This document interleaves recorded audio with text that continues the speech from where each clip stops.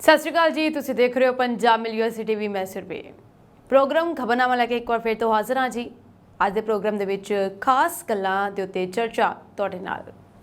जी हाँ, जिवें असीं सब जानते हैं कि बहुत सारे भारतीय विदेशों में जा बसे ने, उत्ते ही भारतीय का विदेशों के नाल एक अलग नाता बन चुका है, एक रिश्ता बन चुका है। इस करके सरकारां भी पूरा जोर लाउंदियां ने कि रिश्ता हमेशा कायम रहे और इन्हां सारे रिश्ते दे विच हमेशा एक्सपोर्ट इंपोर्ट चलता ही रहता है। गल की जाए उत्थे वसदे भारतीय की, बहुत सारे भारतीय ऐसे ने जो इत्थों दी अमाउंट सेंड करते हैं और उत्थे दे भारतीय इत्थे अमाउंट सेंड करते हैं, यानी कि पैसे का लैन देन चलता रहता है। पर की तुहानूं पता है इन्हां पैसे के लैन देन दे विच 5 उच्च चोटी के देशों के विच हुण साडे भारत का नाम भी शामिल हो चुका है, यानी कि भारत सब तो ज़्यादा पैसे लैन वाला देश बन चुका है विदेशों चों। जी हाँ, संयुक्त राष्ट्र की प्रवास एजेंसी ने कहा है कि भारत को 2022 111 अरब डॉलर की रकम मिली, जो दुनिया च सब तो वध है। इंटरनेशनल ऑर्गेनाइजेशन फॉर माइग्रेशन ने मंगलवार को जारी अपनी वर्ल्ड माइग्रेशन रिपोर्ट 2024 में कहा कि 2022 के बाहरले देशों तो पैसा प्राप्त करने वाले चोटी के 5 देशों च भारत, मैक्सीको, चीन, फिलीपींस और फ्रांस शामिल हैं। बाहरों भेजे जाने वाले पैसे या रेमिटेंस का मतलब प्रवासियों के वलों मूल देश च दोस्तों और रिश्तेदारों को किए गए वित्ती या होर तबादलियां तो है। रिपोर्ट च कहा गया है कि भारत 111 अरब डॉलर तो वध दे फंडां नाल देश के बाकी हिस्सों च सब तो उपर है, जिस नाल ये 100 अरब डॉलर के आंकड़े नूं पार करन वाला पहला देश बन गया है। मैक्सीको 2022 च दूजा सब तो वध पैसे भेजने वाला देश बनया है। ये मुकाम उन्होंने 2021 च चीन नूं पिछे छड़ के हासिल किया से। भारत तो बाद चीन इतिहासक तौर पर पैसे भेजने वाला दूजा सब तो बड़ा देश है। रिपोर्ट के आंकड़े के मुताबिक भारत 2010, 2015 और 2020 च सब तो वध पैसे भेजने वाला देश रहा है। साल 2022 की गल की जाए तो 2022 कंपनी को 111 अरब डॉलर की रकम मिली सी।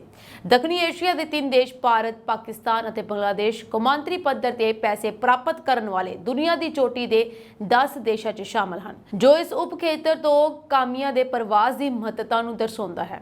पाकिस्तान और बांग्लादेश 2022 के क्रमवार 30 अरब डॉलर और 21 अरब डॉलर के नाल पैसे भेजने वाले 6वें और 8वें देश हैं। रिपोर्ट कहा गया है कि दुनिया च सब तो ज़्यादा प्रवासी भी भारतीय मूल के हैं, जिन्हों का कुल गिनती देश की कुल आबादी का लगभग 1.3% या 1 करोड़ है। इसकी ज़्यादातर प्रवासी आबादी संयुक्त अरब अमीरात, अमरीका और सऊदी अरब वर्गे देशों में रह रही है। इस नाल ही प्रवासियों लिए काम करने लिए भारत 13वें नंबर पर आता है और देश 44 लाख प्रवासी मजदूर भी हैं। सो इस सारी रिपोर्ट तो यह साबित होता है कि भारत देश ने एक होर रिकॉर्ड हासिल कर लिया है, यानी कि सब तो ज़्यादा पैसा लैन वाला देश बन चुका है 5 उच्ची चोटी के देशों के विचों। सो भारत का नाम हुण सब तो गया है, क्योंकि इस गल असीं सब जानते हैं कि भारत जिहड़ा देश है और बहुत ज़्यादा जिहड़े भारतीय ने वो विदेश में वसे हुए हैं। इस करके ये जिहड़ा लैन देन है ये लगातार चलता ही रहता है। इसका फायदा भारत के नाल बाकी विदेशों को भी होता है। इस करके विदेश की सरकार है वो हमेशा कोशिश करते हैं कि भारतीय प्रवासियों को या बाकी प्रवासियों को वधिया सहूलतां मिलदियां रहन और वधिया वीज़ा जिहड़े ने वो उपलब्ध कराए जान, ताकि उन्होंने देश की आर्थिक स्थिति भी मजबूत बनी रहे। साडी जिंदगी च सब तो इंपोर्टेंट है खान पीन। खान पीन के लिए असीं बहुत कुछ करते हैं, पर अजकल साड़ी जिंदगी दे विच असीं जिन्ने ज़्यादा बिजी हो गए साडे खान पीन का सिस्टम भी बहुत खराब हो चुके हैं। अजकल असीं बहुत ज़्यादा बीमार रहन लग गए, बहुत सारिया बीमारियां नाल घिरे हुए हैं। इसकी वजह यही है कि साडा खान पीन अजकल खराब हो चुका है। तो अजकल साडी रुझेवियां भरी जिंदगियां विच सानू अपनी जीवन शैली नू सेहतमंद रखने लई समा नहीं मिलता। गलत खान पीन कारण कई बीमारी का शिकार होना पैंदा। खान पीन दियां गलत आदतां, एक्टिव ना रहन अते खराब लाइफस्टाइल कारण सेहत संबंधी समस्यावां हुंदियां हन। पर की तुसीं जाणदे हो कि ज़्यादातर बीमारियां का कारण खराब लाइफस्टाइल है। ये मोटापा, शुगर अते सब तो वध आलस वर्गियां बहुत सारिया चीज़ां नाल ये जुड़िया होया है। सो जिन्ना ज़्यादा आलस असीं कर लैंदे हां, जिन्ने ज़्यादा असीं अनएक्टिव होंगे उन्नी ज़्यादा बीमारियां लगती हैं। गैर सेहतमंद खुराक भारत में लगभग 57% बीमारियों की जड़ है। भारतीय लिए खुराक संबंधी निर्देश जारी करते हुए Indian council of medical research और नेशनल इंस्टीट्यूट ऑफ न्यूट्रिशन ने कहा कि कुपोषण और अनीमिया की समस्या अजे भी बनी हुई है। ਖਾਣ ਪੀਣ ਦੀਆਂ ਗਲਤ ਆਦਤਾਂ ਕਾਰਨ ਜ਼ਿਆਦਾ ਭਾਰ ਅਤੇ ਮੋਟਾਪੇ ਦੀ ਸਮੱਸਿਆ ਵੱਧਦੀ ਜਾ ਰਹੀ ਹੈ। ਬੱਚੇ ਪੋਸ਼ਣ ਦੀ ਕਮੀ ਨਾਲ ਜੂਝ ਰਹੇ ਹਨ। ਇਸ ਦੇ ਨਾਲ ਹੀ ਕਈ ਰਾਜ ਜ਼ਿਆਦਾ ਭਾਰ, ਮੋਟਾਪਾ ਤੇ ਸ਼ੂਗਰ ਦੇ ਲੱਛਣਾਂ ਦੇ ਵੱਧਦੇ ਖਤਰੇ ਦਾ ਵੀ ਸਾਹਮਣਾ ਕਰ ਰਹੇ ਹਨ। ਰਿਸਰਚ ਵਿੱਚ ਇਹ ਵੀ ਖੁਲਾਸਾ ਕੀਤਾ ਗਿਆ ਕਿ ਜ਼ਿਆਦਾ ਫੈਟ, ਖੰਡ ਅਤੇ ਨਮਕ ਵਾਲੇ ਗੈਰ ਸਿਹਤਮੰਦ ਭੋਜਨ ਉਤਪਾਦ ਹੁਣ ਸਿਹਤਮੰਦ ਭੋਜਨ ਉਤਪਾਦਾਂ ਨਾਲੋਂ ਆਸਾਨੀ ਨਾਲ ਉਪਲਬਧ ਹਨ। ਗੈਰ ਸਿਹਤਮੰਦ ਭੋਜਨਾਂ ਬਾਰੇ ਜ਼ੋਰਦਾਰ ਇਸ਼ਤਿਹਾਰਬਾਜ਼ੀ ਅਤੇ ਮਾਰਕੀਟਿੰਗ ਕਾਰਨ ਇਹ ਭੋਜਨ ਉਤਪਾਦ ਬੱਚਿਆਂ ਵਿੱਚ ਵਧੇਰੇ ਪ੍ਰਸਿੱਧ ਹੋ ਰਹੇ ਹਨ ਅਤੇ ਉਹਨਾਂ ਵਿੱਚ ਬਿਮਾਰੀਆਂ ਦਾ ਕਾਰਨ ਵੀ ਬਣ ਰਹੇ ਹਨ। यही वजह है कि आजकल बच्चे की सेहत खराब रह रही है। उधर रिपोर्ट में यह भी कहा गया है कि एक संतुलित खुराक मिलेट्स तो 45% तो वध कैलोरी प्रदान नहीं करनी चाहिए। 15% तक कैलोरी दाला, बीन्स ਅਤੇ मीट तो आनी चाहिए है। रिपोर्ट ਵਿੱਚ सब्जियां, फल ਅਤੇ बल्लभ खुराक ਦਾ ਅੱਧਾ ਹਿੱਸਾ ਬਣਾਉਣ ਦੀ ਸਲਾਹ ਦਿੱਤੀ ਗਈ ਹੈ। ਦੂਜਾ ਵੱਡਾ ਹਿੱਸਾ ਅਨਾਜ ਅਤੇ ਬਾਜਰੇ ਦਾ ਹੈ ਅਤੇ ਇਸ ਤੋਂ ਬਾਅਦ ਦਾਲਾਂ, ਸੁੱਕੇ ਮੇਵੇ, ਮਾਸਾਹਾਰੀ, ਆਂਡੇ ਅਤੇ ਦੁੱਧ ਦੇ ਨਾਲ ਦਹੀਂ ਵੀ ਆਉਂਦਾ ਹੈ। ਇਹਨਾਂ ਸਾਰੀਆਂ ਚੀਜ਼ਾਂ ਦਾ ਸੇਵਨ ਕਰਕੇ ਅਸੀਂ ਆਪਣੇ ਆਪ ਨੂੰ ਸੁਰੱਖਿਅਤ ਰੱਖ ਸਕਦੇ ਹਾਂ, ਸੰਤੁਲਿਤ ਰੱਖ ਸਕਦੇ ਹਾਂ, ਕਿਉਂਕਿ ਇਹ ਭੋਜਨ ਅੱਜਕੱਲ ਸਾਡੀ ਜ਼ਿੰਦਗੀ ਦੇ ਵਿੱਚੋਂ ਦੂਰ ਹੁੰਦਾ ਜਾ ਰਿਹਾ ਹੈ। ਅਸੀਂ ਜ਼ਿਆਦਾ ਦਾਲਾਂ ਦਾ ਸੇਵਨ, ਸਬਜ਼ੀਆਂ ਸੇਵਨ ਜਿੰਨਾ ਜ਼ਿਆਦਾ ਕਰਾਂਗੇ ਸਾਡੀ ਸਿਹਤ ਨੂੰ ਉਨਾ ਜ਼ਿਆਦਾ ਫਾਇਦਾ ਪਹੁੰਚੇਗਾ। ਪਰ ਅਸੀਂ ਅੱਜਕੱਲ ਬਹੁਤ ਜ਼ਿਆਦਾ ਹੀ ਅਨਅਵੇਅਰ ਹੋ ਚੁੱਕੇ ਆ। ਅਸੀਂ ਹਰ ਚੀਜ਼ ਨੂੰ ਇਦਾਂ ਹੀ ਖਾ ਲੈਂਦੇ ਆ और तो बाद टाइम ना होवे तो कोई भी चीज़ साढ़े हाथ आती है सीधे खा लेने, क्योंकि अनहेल्थी चीज़ों को खाना अजकल असीं ज़्यादा वधिया समझते हैं और ये खास तौर पर बच्चों में देखी जाती है।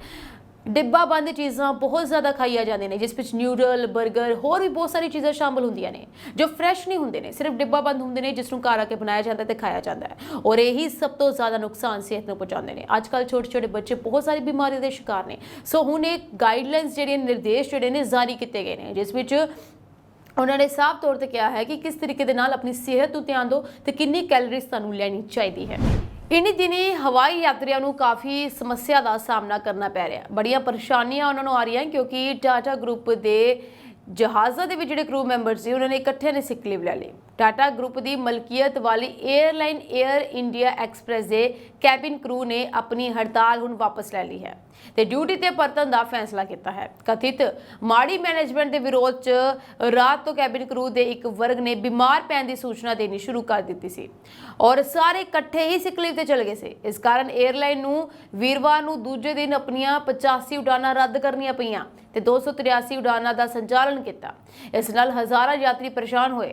2 दिनां च एयरलाइन नूं 170 तो ज़्यादा उड़ानां रद्द करनियां पईयां।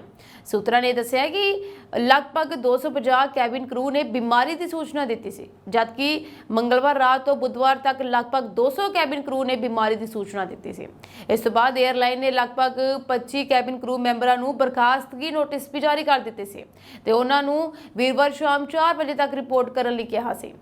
उधर ही मुख्य लेबर कमिश्नर के दफ्तर च कैबिन क्रू ते मैनेजमेंट के नुमाइंदियां दरमियान करीब 4.5 घंटे चली बैठक दौरान हड़ताल ते बर्खास्तगी नोटिस वापस लैण दा फैसला किया गया।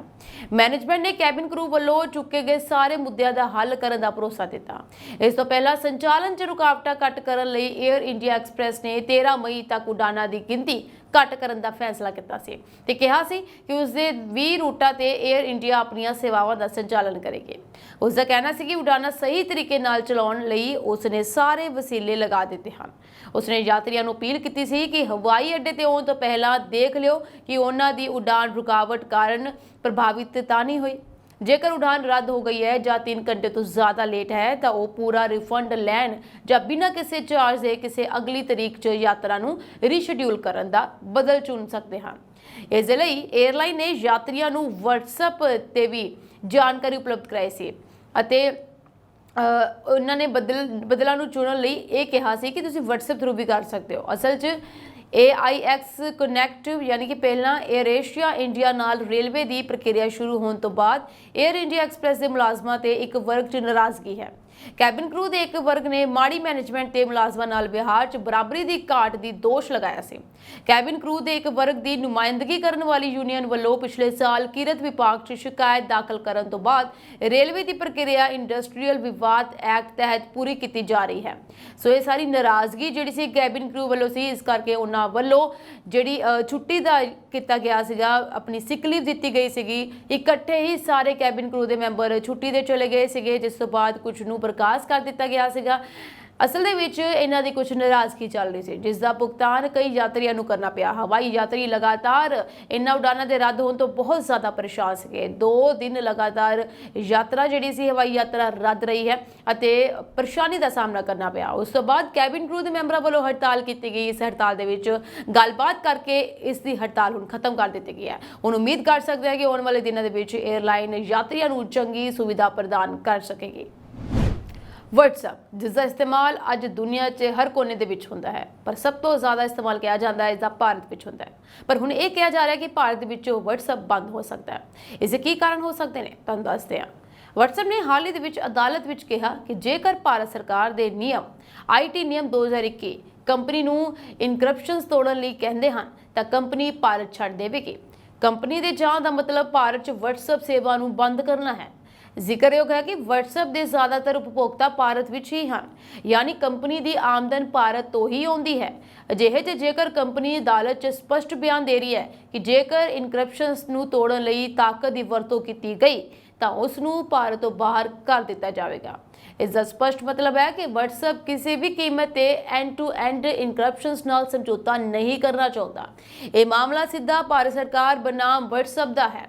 ਅਸਲ ਵਿੱਚ IT ਨਿਯਮ 2021 ਦੇ ਤਹਿਤ ਭਾਰਤ ਵਿੱਚ ਉਹ ਤਤਕਾਲ ਮੈਸੇਜਿੰਗ ਐਪਸ ਜਿਨ੍ਹਾਂ ਦੇ 50 ਲੱਖ ਤੋਂ ਵੱਧ ਰਜਿਸਟਰਡ ਉਪਭੋਗਤਾ ਹਨ, ਉਹਨਾਂ ਨੂੰ ਸੰਦੇਸ਼ ਦੀ ਸ਼ੁਰੂਆਤ ਕਰਨ ਵਾਲੇ ਦੀ ਘੋਸ਼ਣਾ ਕਰਨੀ ਹੋਵੇਗੀ। ਇਸ ਦਾ ਮਤਲਬ ਹੈ ਕਿ ਕਿਸਨੇ ਅਤੇ ਕਿੱਥੇ ਸੰਦੇਸ਼ ਭੇਜਿਆ ਹੈ, ਇਸ ਬਾਰੇ ਜਾਣਕਾਰੀ ਲੋੜ ਪੈਣ ਤੇ ਸਰਕਾਰੀ ਏਜੰਸੀਆਂ ਨਾਲ ਸਾਂਝੀ ਕਰਨੀ ਹੋਵੇਗੀ। 2021 ਵਿੱਚ ਹੀ WhatsApp ਨੇ ਇਸ ਦੇ ਖਿਲਾਫ ਅਦਾਲਤ ਤੱਕ ਪਹੁੰਚ ਕੀਤੀ ਸੀ। ਐਂਡ ਟੂ ਐਂਡ ਇਨਕ੍ਰਿਪਸ਼ਨ ਜਾਂ E2EE ਇੱਕ ਇਨਕ੍ਰਿਪਸ਼ਨ ਸਟੈਂਡਰਡ ਹੈ ਜੋ ਸੁਰੱਖਿਅਤ ਸੰਚਾਰ ਲਈ ਵਰਤਿਆ ਜਾਂਦਾ ਹੈ। ਇਹ ਜਾਣਨਾ ਮਹੱਤਵਪੂਰਨ ਹੈ ਕਿ ਇਹ end to end encryption WhatsApp ਦੀ ਆਪਣੀ ਤਕਨੀਕ ਜਾਂ ਵਿਸ਼ੇਸ਼ਤਾ ਨਹੀਂ ਹੈ, ਸਗੋਂ ਇਹ ਇਨਕ੍ਰਿਪਸ਼ਨਸ ਮਿਆਰੀ ਹੈ ਅਤੇ ਕਈ ਕੰਪਨੀਆਂ ਦੁਆਰਾ ਵਰਤੀ ਜਾਂਦੀ ਹੈ। WhatsApp ਤੋਂ ਪਹਿਲਾਂ ਵੀ ਸਿਗਨਲ ਅਤੇ ਹੋਰ ਸੁਰੱਖਿਅਤ ਇਨਸਟੈਂਟ ਮੈਸੇਜਿੰਗ ਪਲੇਟਫਾਰਮਾਂ ਤੇ ਐਂਡ ਟੂ ਐਂਡ ਇਨਕ੍ਰਿਪਸ਼ਨ ਦੀ ਵਰਤੋਂ ਕੀਤੀ ਜਾਂਦੀ ਹੈ। ਇਹ ਇਨਕ੍ਰਿਪਸ਼ਨਸ ਬਹੁਤ ਜ਼ਿਆਦਾ ਜ਼ਰੂਰੀ ਹੈ ਕਿਉਂਕਿ ਤੁਹਾਡੀ ਆਪਣੀ ਪਰਸਨਲ ਚੈਟ ਹੁਣ ਅਗਰ ਸਰਕਾਰੀ ਏਜੰਸੀਆਂ ਕੋ ਜਾਏਗੀ ਤੇ ਤੁਹਾਡੀ ਕੋਈ ਸਿਕਿਉਰਿਟੀ, ਕੋਈ ਪ੍ਰਾਈਵੇਸੀ ਨਹੀਂ ਰਹਿੰਦੀ ਹੈ। ਸੋ WhatsApp ਨੇ ਅਦਾਲਤ ਦੇ ਵਿੱਚ ਇਹੀ ਗੱਲ ਸਾਹਮਣੇ ਰੱਖੀ ਹੈ ਕਿ ਅਗਰ ਭਾਰਤ ਸਰਕਾਰ ਇਦਾਂ ਕਰਦੀ ਹੈ ਤਾਂ ਭਾਰਤ ਛੱਡ ਦੇਵੇਗੀ, ਯਾਨੀ ਕਿ ਭਾਰਤ ਵਿੱਚ WhatsApp ਬੰਦ ਹੋ ਸਕਦਾ ਹੈ। ਭਾਰਤ ਦੇ ਵਿੱਚ ਹਰ ਇੱਕ ਚੈਟ ਮੈਸੇਜਿੰਗ ਵਾਲਿਆਂ ਨੂੰ ਆਪਣੀ ਆਪਣੀ ਪ੍ਰਾਈਵੇਸੀ ਹੈ, ਇਸ ਦਾ WhatsApp ਨੇ ਖਾਸ ਖਿਆਲ ਰੱਖਿਆ ਹੈ ਔਰ 2021 ਦੇ ਵਿੱਚ ਉਸਨੇ ਅਦਾਲਤ ਵਿੱਚ ਇਸ ਨੂੰ ਜਾਰੀ ਵੀ ਕੀਤਾ ਹੈ। ਜਿਸ ਤੋਂ ਬਾਅਦ ਅਸੀਂ ਅੱਜ ਦੇਖਦੇ ਹਾਂ ਸਾਡੇ WhatsApp ਤੇ ਆਪਣੀ ਪਰਸਨਲ ਐਂਡ ਟੂ ਐਂਡ ਇਨਕ੍ਰਿਪਸ਼ਨਸ ਹੈ, ਯਾਨੀ ਕਿ ਉਹ ਸਭ ਚੀਜ਼ਾਂ ਸਾਡੇ ਤੱਕ ਹੀ ਸੀਮਿਤ ਨੇ। ਪਰ ਅਗਰ ਭਾਰਤ ਸਰਕਾਰ ਆਪਣੀ ਇਹ ਚੀਜ਼ ਦੁਹਰਾਉਂਦੀ ਹੈ ਜਿਸ ਤੇ ਐਂਡ ਟੂ ਐਂਡ ਇਨਕ੍ਰਿਪਸ਼ਨ ਨੂੰ ਹਟਾਏ ਜਾਣ ਦੀ ਮੰਗ ਕੀਤੀ ਜਾਂਦੀ ਹੈ ਅਤੇ ਉਸ ਤੋਂ ਬਾਅਦ ਇਹ ਹੋ ਜਾਂਦਾ ਹੈ ਕਿ ਸਾਡੀਆਂ ਸਾਰੀਆਂ ਪ੍ਰਾਈਵੇਸੀ ਜਿਹੜੀ ਹੈ ਉਹ ਖੁੱਲ ਜਾਂਦੀ ਹੈ, ਉਹ ਸਾਰੀ ਜਾਣਕਾਰੀ ਏਜੰਸੀਆਂ ਤੱਕ ਪਹੁੰਚ ਜਾਂਦੀ ਹੈ, ਸਰਕਾਰੀ ਏਜੰਸੀਆਂ ਦੇ, ਤੇ ਇਸ ਦਾ ਕੋਈ ਮਤਲਬ ਨਹੀਂ ਰਹਿੰਦਾ ਕਿ ਸਾਡੀ ਜਿਹੜੀ ਚੈਟ ਹੈ ਜਾਂ ਪਰਸਨਲ ਚੀਜ਼ ਹੈ ਉਹ ਸਾਡੇ ਤੱਕ ਸੀਮਿਤ ਹੈ, ਉਹ ਫਿਰ ਖੁੱਲੀ ਹੋ ਜਾਂਦੀ ਹੈ ਜਾਂ ਸਭ ਪਾਸੇ ਪਹੁੰਚ ਜਾਂਦੀ ਹੈ। ਇसी ਦੇ ਖਿਲਾਫ ਹੀ WhatsApp ਨੇ ਵੀ ਆਵਾਜ਼ ਚੁੱਕੀ ਹੈ ਕਿ ਅਗਰ ਇਦਾਂ ਹੋ ਜਾਂਦਾ ਹੈ ਤਾਂ ਉਹ ਭਾਰਤ ਛੱਡ ਦੇਵੇਗੀ, ਯਾਨੀ ਕਿ ਭਾਰਤ ਵਿੱਚ WhatsApp ਨੂੰ ਬੰਦ ਕਰ ਦੇਵੇਗੀ। ਤੇ ਸਭ ਤੋਂ ਜ਼ਿਆਦਾ ਯੂਜ਼ਰਸ ਹੀ ਭਾਰਤ ਦੇ ਵਿੱਚ ਨੇ WhatsApp ਤੇ, ਪਰ WhatsApp ਨੇ ਇਸ ਬਾਰੇ ਸਾਫ਼ ਕਹਿ ਦਿੱਤਾ ਹੈ ਕਿ ਅਗਰ ਇਦਾਂ ਹੁੰਦਾ ਹੈ ਤਾਂ ਉਹ WhatsApp ਨੂੰ ਬੰਦ ਕਰ ਦੇਣਗੇ। ਤੁਸੀਂ ਅਕਸਰ ਦੇਖਿਆ ਹੋਵੇਗਾ ਕਿ ਘੁੰਮਣ ਫਿਰਨ ਤੇ ਸ਼ੌਕੀਨ ਆਪਣੀ ਬਾਈਕ ਜਾਂ ਕਾਰ ਦੀ ਟੈਂਕੀ ਫੁੱਲ ਕਰਵਾ ਕੇ ਰੱਖਦੇ ਹਨ, ਪਰ ਹੁਣ ਤੁਸੀਂ ਆਪਣੀ ਮਰਜ਼ੀ ਅਨੁਸਾਰ ਅਜਿਹਾ ਨਹੀਂ ਕਰ ਸਕਦੇ ਕਿਉਂਕਿ ਤ੍ਰਿਪੁਰਾ ਸਰਕਾਰ ਨੇ ਇੱਕ ਵੱਡਾ ਫੈਸਲਾ ਲਿਆ ਹੈ ਜਿਸ ਤਹਿਤ ਕਾਰ ਅਤੇ ਬਾਈਕ ਚਲਾਉਣ ਵਾਲਿਆਂ ਲਈ ਪੈਟਰੋਲ ਡੀਜ਼ਲ ਰੱਖਣ ਦੀ ਲਿਮਿਟ ਨਿਰਧਾਰਿਤ ਕੀਤੀ ਗਈ ਹੈ। ਉਸ ਆਧਾਰ ਤੇ ਹੀ ਲਿਮਿਟ ਮੁਤਾਬਿਕ ਪੈਟਰੋਲ ਡੀਜ਼ਲ ਮਿਲੇਗਾ। ਸੋ ਇਹ ਨਿਯਮ 1 ਮਈ ਤੋਂ ਲਾਗੂ ਕਰ ਦਿੱਤੇ ਗਏ ਹਨ। ਸੂਬਾ ਸਰਕਾਰ ਦਾ ਕਹਿਣਾ ਹੈ ਕਿ 2 ਪਹੀਆ ਵਾਹਨ 'ਚ ਪ੍ਰਤੀ ਦਿਨ ਸਿਰਫ 200 ਰੁਪਏ ਦਾ ਤੇਲ ਭਰਵਾਇਆ ਜਾ ਸਕਦਾ ਹੈ, ਜਦਕਿ 4 ਪਹੀਆ ਵਾਹਨ ਲਈ ਇਹ ਲਿਮਿਟ 500 ਰੁਪਏ ਰੱਖੀ ਗਈ ਹੈ। ਸੂਬੇ ਅੰਦਰ ਮਾਲ ਗੱਡੀਆਂ ਦੇ ਆਉਣ 'ਚ ਦਿੱਕਤ ਆ ਰਹੀ ਹੈ, ਜਿਸ ਕਾਰਨ ਤੇਲ ਦੇ ਭੰਡਾਰ ਵੀ ਖਾਲੀ ਹੋ ਰਹੇ ਹਨ। ਅਜਿਹੇ ਵੀ ਸਰਕਾਰ ਨੇ ਇਹ ਫੈਸਲਾ ਲਿਆ ਹੈ। ਸੋ ਇਹ ਫੈਸਲਾ ਸਿਰਫ ਇੱਕ ਸੂਬੇ ਵਿੱਚ ਹੋਇਆ ਹੈ। ਦਰਅਸਲ ਅਸਾਮ ਦੇ ਜਟਿੰਗਾ ਵਿੱਚ ਵੱਡੇ ਪੱਧਰ ਤੇ ਜ਼ਮੀਨ ਖਿਸਕਣ ਦੀਆਂ ਘਟਨਾਵਾਂ ਸਾਹਮਣੇ ਆਈਆਂ, ਜਿਸ ਕਾਰਨ ਮਾਲ ਗੱਡੀਆਂ ਤ੍ਰਿਪੁਰਾ ਨਹੀਂ ਪਹੁੰਚ ਸਕੀਆਂ। ਹਾਲਾਂਕਿ ਮੁਰੰਮਤ ਦੇ ਕੰਮ ਤੋਂ ਬਾਅਦ 26 ਅਪ੍ਰੈਲ ਨੂੰ ਯਾਤਰੀ ਰੇਲ ਸੇਵਾ ਬਹਾਲ ਕਰ ਦਿੱਤੀ ਗਈ ਹੈ। ਜਟਿੰਗਾ ਰਾਹੀਂ ਰੇਲ ਸੇਵਾ ਅਜੇ ਵੀ ਰਾਤ ਨੂੰ ਮੁਅੱਤਲ ਹੈ, ਜਿਸ ਕਾਰਨ ਟ੍ਰੇਨਾਂ ਦੀ ਆਵਾਜਾਈ ਕਾਫੀ ਘਟ ਗਈ ਹੈ। ਅਜਿਹੇ ਪੈਟਰੋਲ ਅਤੇ ਡੀਜ਼ਲ ਦੀ ਸਪਲਾਈ ਕਾਫੀ ਕਮਜ਼ੋਰ ਹੋ ਗਈ ਹੈ। ਖੁਰਾਕ ਅਤੇ ਸਿਵਲ ਸਪਲਾਈ ਵਿਭਾਗ ਦੇ ਵਧੀਕ ਸਕੱਤਰ ਨਿਰਮਲ ਅਧਿਕਾਰੀ ਨੇ ਦੱਸਿਆ ਕਿ ਸਪਲਾਈ ਘੱਟ ਹੋਣ ਕਾਰਨ 1 ਮਈ ਤੋਂ ਅਗਲੇ ਹੁਕਮਾਂ ਤੱਕ ਪੈਟਰੋਲ ਅਤੇ ਡੀਜ਼ਲ ਦੀ ਵਿਕਰੀ ਤੇ ਕੁਝ ਪਾਬੰਦੀਆਂ ਲਗਾਉਣ ਦਾ ਫੈਸਲਾ ਕੀਤਾ ਗਿਆ ਹੈ। ਸੋ ਇਹ ਫੈਸਲਾ ਲਿਆ ਗਿਆ ਹੈ ਕਿ ਪੈਟਰੋਲ ਜਿਹੜੀ ਹੈ ਜ਼ਿਆਦਾ ਨਹੀਂ ਭਰਵਾਇਆ ਜਾ ਸਕਦਾ, ਇਸ ਨੂੰ ਘੱਟ ਭਰਵਾਇਆ ਜਾਵੇਗਾ। ਫਿਲਹਾਲ ਇਹ ਜਿਹੜਾ ਫੈਸਲਾ ਤ੍ਰਿਪੁਰਾ ਦੇ ਵਿੱਚ ਹੀ ਲਿਆ ਗਿਆ ਹੈ, ਜੋ ਕਿ ਕੁਝ ਸਮੇਂ ਬਾਅਦ ਬਹਾਲ ਵੀ ਹੋ ਸਕਦਾ ਹੈ। ਇਹ ਇੱਕ ਸੰਕਟ ਦੀ ਘੜੀ ਦੇ ਵਿੱਚ ਫੈਸਲਾ ਲਿਆ ਗਿਆ ਹੈ। ਮਈ ਦਾ ਮਹੀਨਾ ਸ਼ੁਰੂ ਹੋ ਚੁੱਕਿਆ ਹੈ ਤੇ ਗਰਮੀ ਦਾ ਪ੍ਰਕੋਪ ਵੀ ਜਾਰੀ ਹੈ। ਅਪ੍ਰੈਲ ਮਹੀਨਾ ਤਾਂ ਬਹੁਤ ਵਧੀਆ ਨਿਕਲਿਆ, ਜਿਸ ਵਿੱਚ ਮੌਸਮ ਬਹੁਤ ਵਧੀਆ ਰਿਹਾ, ਸੁਹਾਵਣਾ ਰਿਹਾ, ਪਰ ਹੁਣ ਗਰਮੀ ਦੇ ਮੌਸਮ ਨੇ ਆਪਣਾ ਜ਼ੋਰ ਦਿਖਾਣਾ ਸ਼ੁਰੂ ਕਰ ਦਿੱਤਾ ਹੈ। ਮਈ ਦੇ ਸ਼ੁਰੂਆਤੀ ਦਿਨਾਂ ਦੇ ਵਿੱਚ ਗਰਮੀ ਬਹੁਤ ਜ਼ਿਆਦਾ ਪੈ ਰਹੀ ਹੈ ਤੇ ਕਿਹਾ ਜਾ ਰਿਹਾ ਹੈ ਕਿ ਆਉਣ ਵਾਲੇ ਦਿਨਾਂ 'ਚ ਹੋਰ ਵੀ ਜ਼ਿਆਦਾ ਵੱਧ ਸਕਦੀ ਹੈ। ਚੋਣਾਂ ਨੂੰ ਲੈ ਕੇ ਜਿਵੇਂ ਸਿਆਸਤ ਪੂਰੀ ਤਰ੍ਹਾਂ ਗਰਮਾ ਰਹੀ ਹੈ, ਉੱਥੇ ਹੀ ਮਈ ਮਹੀਨੇ ਵਿੱਚ ਵੀ ਤੇਜ਼ ਗਰਮੀ ਅਤੇ ਲੂ ਦੇ ਸੇਕੇ ਨੇ ਕਹਿਰ ਮਚਾਉਣਾ ਸ਼ੁਰੂ ਕਰ ਦਿੱਤਾ ਹੈ, ਜਿਸ ਕਾਰਨ ਲੋਕਾਂ ਦਾ ਬਹੁਤ ਜ਼ਿਆਦਾ ਨੁਕਸਾਨ ਹੋ ਰਿਹਾ ਹੈ ਅਤੇ ਲੋਕ ਆਪਣੇ ਘਰਾਂ ਵਿੱਚ ਲੁਕਣ ਲਈ ਮਜਬੂਰ ਹੋ ਰਹੇ ਹਨ ਅਤੇ ਤਨਾੜ ਪਰਿਵਾਰਾਂ ਨੇ ਗਰਮੀ ਦੇ ਮੱਦੇਨਜ਼ਰ ਪਹਾੜਾਂ ਵੱਲ ਜਾਣ ਨੂੰ ਹੀ ਮੁਨਾਸਿਬ ਸਮਝਿਆ ਹੈ। ਵੀਰਵਾਰ ਨੂੰ ਪਈ ਤੇਜ਼ ਗਰਮੀ ਨੂੰ ਦੇਖ ਕੇ ਲੋਕ ਪਹਿਲਾਂ ਹੀ ਇਸ ਗੱਲੋਂ ਚਿੰਤਿਤ ਹਨ ਕਿ ਜੇਕਰ ਮਈ ਮਹੀਨੇ ਦੇ ਸ਼ੁਰੂ ਵਿੱਚ ਹੀ ਅਜਿਹੀ ਭਿਆਨਕ ਸਥਿਤੀ ਪੈਦਾ ਹੋ ਗਈ ਤਾਂ ਜੂਨ ਜੁਲਾਈ ਦੇ ਵਿੱਚ ਕੀ ਹੋਵੇਗਾ, ਉਦੋਂ ਸਥਿਤੀ ਕੀ ਬਣੇਗੀ। ਦੱਸਣਯੋਗ ਹੈ ਕਿ ਜੇਕਰ ਪਿਛਲੇ ਸੀਜ਼ਨ ਦੀ ਗੱਲ ਕਰੀਏ ਤਾਂ ਪਿਛਲੇ ਸਾਲ ਨਵੰਬਰ ਦੀ ਸ਼ੁਰੂਆਤ ਤੱਕ ਇੰਨੀ ਠੰਡ ਨਹੀਂ ਪਈ ਸੀ, ਪਰ ਇਸ ਤੋਂ ਬਾਅਦ ਦਸੰਬਰ ਅਤੇ ਜਨਵਰੀ ਵਿੱਚ ਇੰਨੀ ਠੰਡ ਪੈ ਗਈ ਕਿ ਪਿਛਲੇ 10 ਸਾਲਾਂ ਤੋਂ ਠੰਡ ਦਾ ਰਿਕਾਰਡ ਟੁੱਟ ਗਿਆ ਸੀਗਾ। ਹਾਲ ਹੀ ਦੇ ਵਿੱਚ ਗਰਮੀ ਦਿਖਾਈ ਦੇਣ ਲੱਗੀ ਹੈ। ਇਸ ਦੇ ਨਾਲ ਹੀ ਮਾਹਰਾਂ ਦਾ ਕਹਿਣਾ ਹੈ ਕਿ ਸ਼ਨੀਵਾਰ ਅਤੇ ਐਤਵਾਰ ਨੂੰ ਲੋਕਾਂ ਨੂੰ ਗਰਮੀ ਤੋਂ ਕੁਝ ਰਾਹਤ ਮਿਲ ਸਕਦੀ ਹੈ, ਯਾਨੀ ਕਿ ਮੀਂਹ ਜਾਂ ਬੂੰਦਾਬਾਂਦੀ ਹੋਣ ਦੀ ਸੰਭਾਵਨਾ ਹੈ। ਤੇ ਇਹਨਾਂ 2 ਦਿਨਾਂ ਲਈ ਵੱਧ ਤੋਂ ਵੱਧ ਤਾਪਮਾਨ 34 ਤੇ 30 ਡਿਗਰੀ ਸੈਲਸੀਅਸ ਰਹੇਗਾ ਅਤੇ ਘੱਟ ਤੋਂ ਘੱਟ ਤਾਪਮਾਨ 23 ਅਤੇ 22 ਡਿਗਰੀ ਸੈਲਸੀਅਸ ਰਹੇਗਾ। ਜੇਕਰ ਪਿਛਲੇ 2-3 ਦਿਨਾਂ ਦੀ ਗੱਲ ਕਰੀਏ ਤਾਂ ਤਾਪਮਾਨ 42 ਡਿਗਰੀ ਸੈਲਸੀਅਸ ਤੱਕ ਵੀ ਪਹੁੰਚ ਗਿਆ ਹੈ। ਆਮ ਤੌਰ ਤੇ ਲੋਕਾਂ ਵਿੱਚ ਇਹ ਗੱਲ ਸੁਣਨ ਨੂੰ ਮਿਲਦੀ ਹੈ ਕਿ ਜਦੋਂ ਗਰਮੀਆਂ ਦਾ ਮੌਸਮ ਸ਼ੁਰੂ ਹੁੰਦਾ ਹੈ, ਯਾਨੀ ਕਿ ਜੁਲਾਈ ਦਾ ਮਹੀਨਾ ਪੂਰੇ ਜ਼ੋਰਾਂ ਤੇ ਹੋਵੇਗਾ, ਤਾਂ ਉਸ ਸਮੇਂ ਦੌਰਾਨ ਸਥਿਤੀ ਕੀ ਹੋਵੇਗੀ ਇਹ ਸ਼ਾਇਦ ਦੱਸਣ ਦੀ ਲੋੜ ਨਹੀਂ ਹੈ। ਦੂਜੇ ਪਾਸੇ ਅੱਤ ਦੀ ਗਰਮੀ ਕਾਰਨ ਕਈ ਪੌਦੇ ਵੀ ਪ੍ਰਭਾਵਿਤ ਹੋਏ ਹਨ ਔਰ ਕਈ ਸੜ ਵੀ ਰਹੇ ਹਨ। ਉਂਝ ਬਾਗਾਂ ਵਿੱਚ ਕੰਮ ਕਰਨ ਵਾਲੇ ਬਾਗਬਾਨ ਦਿਨ ਵਿੱਚ 2-3 ਵਾਰ ਪੌਦਿਆਂ ਨੂੰ ਲਗਾਤਾਰ ਪਾਣੀ ਦੇ ਰਹੇ ਹਨ ਤਾਂ ਜੋ ਪੌਦੇ ਸਾਫ਼ ਅਤੇ ਸਿਹਤਮੰਦ ਰਹਿਣ। ਮੌਸਮ ਵਿਭਾਗ ਤੋਂ ਪ੍ਰਾਪਤ ਜਾਣਕਾਰੀ ਅਨੁਸਾਰ दिन का तापमान 39 डिग्री के आसपास और दिन का घट्टो घट्ट तापमान 24 डिग्री रहने की अनुमान लगाया गया। मौसम विभाग का स्पष्ट कहना है कि आने वाले दिनों में बारिश तो बाद मौसम खुश्क होने नाल गर्म भी हो सकता है। माहरा का स्पष्ट कहना कि ग्लोबल वार्मिंग भविख में मनुखता लिए घातक सिद्ध होगी। इस कारण लोगों को हुण तो ही वध तो वध रुख पौधे लाने पैणगे, नहीं तो आने वाले कुछ सालों में स्थिति काफ़ी तरसयोग हो जाएगी। शहर विच प्रदूषण का पद्धर भी लगातार बढ़ता जा रहा है, जो कि डूंगी चिंता का विषय है। पिंडा के मुकाबले शहरों विच गर्मी ज़्यादा महसूस की जा रही है। इसका कारण यह है कि शहर का बहुता हिस्सा सीमेंट या कंक्रीट नाल ढकिया होया, जिस कारण सड़कों और गलियां दे विच कंक्रीट की गर्मी होर वध जाती है। गर्मी कारण डिहाइड्रेशन और सनस्ट्रोक के मामले वध रहे हैं, जिस कारण लोगों को इन्हां तो बचण लई उपाय करने पैणगे। शहर के हालात अजिहे हैं कि लोग हुण गर्मी तो राहत पाउण लई नहरां जां तैराकी के पुलों का रुख कर रहे हैं। सो गर्मी ने अपना जोर दिखाना शुरू कर दिता है। आने वाले दिनों में की बनेगा ये तो वक्त ही दसेगा। इस अज के प्रोग्राम खबरनामा दे विच फिलहाल इन्ना ही। होर अपडेट्स नाल जुड़े रहने लई तुसीं बने रहो पंजाब मेल USA TV दे नाल।